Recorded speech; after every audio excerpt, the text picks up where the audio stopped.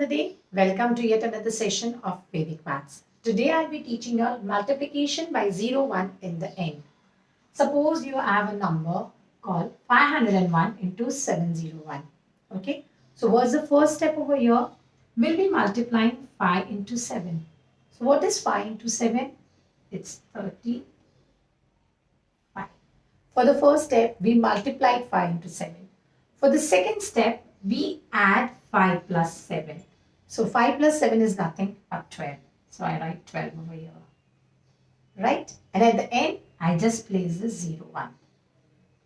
And this is your answer. Simple, right? Now let's take. Here we have increased the numbers.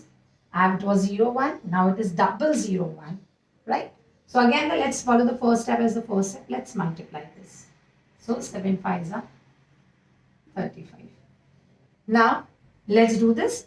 Again, 5 plus 7 is 12. But right now, we have a 3-digit because it's triple 0. So I write 0 and 12. And at the end, I write down these numbers. 0, 0, 1. Can you develop your critical thinking and write the answer for this? Do you want me to solve this? Chalo, I'll solve this for you. Again, it's 5 7s are 35. 7 plus 5 is 12. But how many digits? 4 digits. So 0, 0, 1, 2. Now we are again left with the 4 digits. Let's fill on this. 0, 0, 0, 1. Wasn't it simple? Do follow the tricks of Vedic Maths and enjoy Vedic Maths.